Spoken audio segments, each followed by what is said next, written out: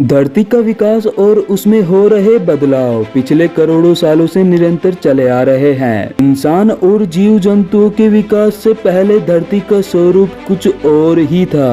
आज जिस पृथ्वी की शक्ल हम मानचित्र में देखते हैं, असल में वह अपने शुरुआती समय में बिल्कुल अलग थी। ये तो हम सभी जानते हैं कि शुरुआत में पृथ्वी जलती हुई एक आग के गोले के समान थी, जो वक्त के साथ साथ धीरे धीरे ठंडी हो गई। फिर चंद्रमा के निर्माण के साथ धरती पर बारिश और मौसम की शुरुआत हुई। महासागरों का जन्म हुआ और रेंगने वाले जीव पैदा हुए। ये तो हुए पृथ्वी पर जीवन के शुरुआत का एक छोटा सा परिचय। लेकिन क्या आप जानते हैं इस पृथ्वी पर अलग अलग देश कैसे बने, भारत का निर्माण कैसे हुआ? अब मानचित्र में नजर आने वाले इन देशों की बनावट हमेशा से ही ऐसी थी। अगर आप भी इसी तरह के सवालों के जवाब ढूंढ रहे हैं तो आज की यह वीडियो आखिर तक देखना, क्योंकि आज हम बात करेंगे धरती पर भारत देश जिसे हम सारे जहां से अच्छा हिंदुस्तान हमारा कहते हैं। देशभक्ति की भावना के साथ ये जानना भी जरूरी है कि हमारे देश भारत का निर्माण कैसे हुआ और इसकी इस बनावट के पीछे क्या वजह है।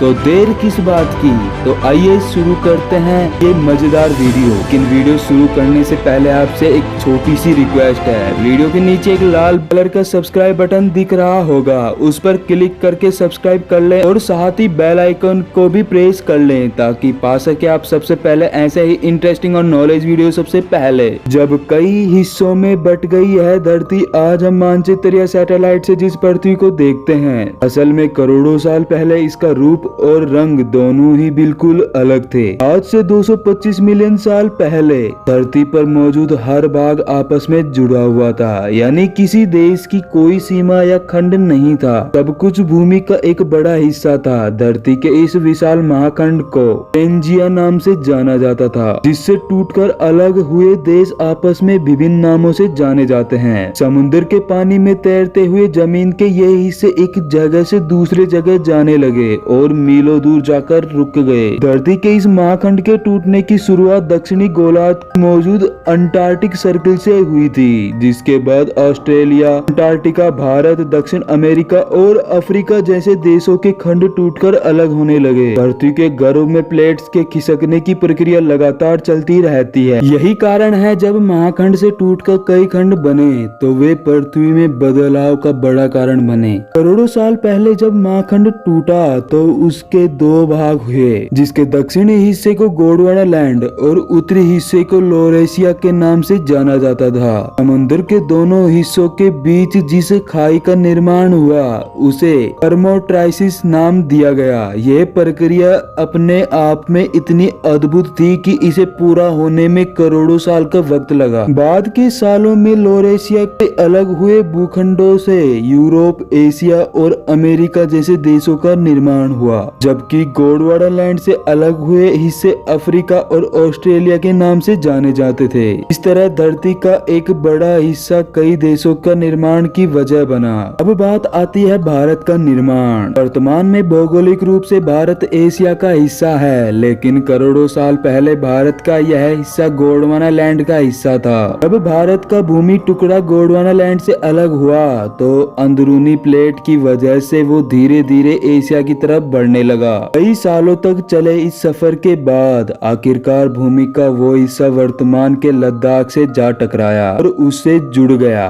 इस तरह गोंडवाना लैंड से अलग हुआ भूमि का एक हिस्सा एशिया का महत्वपूर्ण देश भारत बन गया। जब भूमि के दो टुकड़ों का टकराव होता है तो भारी प्लेट नीचे की तरफ चली जाती है, जबकि हल्की प्लेट ऊपर की तरफ उठ जाती है। लद्दाख की भूमि से भारत के टकराव की वजह से ही विशाल पहाड़, हिमालय और माउंट एवरेस्ट का निर्माण हुआ, जो आज पर्यटन का मुख्य केंद्र बन चुके हैं। अगर आपको लगता है कि यह प्रक्रिया कुछ सालों में पूरी हो गई होगी तो आप बिल्कुल गलत है, क्योंकि धरती को अपना यह रूप और आकार लेने में लाखों करोड़ों साल का समय लगा था। भारत की भारी प्लेट लगातार हिमालय की तरफ बढ़ने लगी है, जिसकी वजह से इन पर्वतों की ऊंचाई साल दर साल बढ़ रही है। हालांकि निरंतर हो रहे इन बदलावों को आप और हम आसानी से पहचान नहीं सकते, लेकिन भूवैज्ञानिक इस बात को अच्छी तरह समझते हैं कि धरती में क्या क्या बदलाव हो रहे हैं। अल्फ्रेड विजनर की थ्योरी, धरती के यहाँ महाखंड और उससे जुड़ी थ्योरी को दुनिया के सामने रखने का श्रेय एल्फ्रेड वीजनर को दिया जाता है, जो एक जर्मन पोलर रिसर्चर, जियोफिजिस्ट और मौसम वैज्ञानिक थे। इन्होंने अपने जीवन काल में मौसम और धरती को लेकर रिसर्च की थी। एल्फ्रेड वीजनर का जन्म 1 नवंबर 1880 में जर्मन के वर्नी में हुआ था। इन्होंने ही अपने शोध कार्यों के दौरान बताया था कि धरती किसी जमाने में एक विशाल महाखंड के रूप में थी, जो समय के साथ विकसित होती। उनका कहना था, आज भी धरती के सभी टुकड़ों को जोड़ दिया जाए तो पेंजिया महाखंड दोबारा तैयार हो जाएगा। एल्फ्रेड वीजनर ने भूमि के सभी खंडों की अलग अलग जांच की और पाया कि सभी किसी न किसी रूप में एक दूसरे से जुड़े हुए हैं। उन्होंने ही अपनी थ्योरी में बताया था कि भूमि खंडों के अलग अलग होने के दौरान धरती पर रहने वाले जीव अस्तित्व में थे। एल्फ्रेड वीजनर के इस शोध ने धरती को समझने और निर्माण को लेकर वैज्ञानिकों समेत इंसान की भी काफी मदद की। हालांकि जिस तरह बदलते वक्त के साथ धरती पर कई तरह के बदलाव आए हैं, उसी तरह विभिन्न देशों का धरती का सिर्फ एक ही हिस्सा था, लेकिन प्रकृति में हर चीज संभव है, फिर चाहे इंसान का जन्म हो या भूमि के टुकड़ों का अलग होना।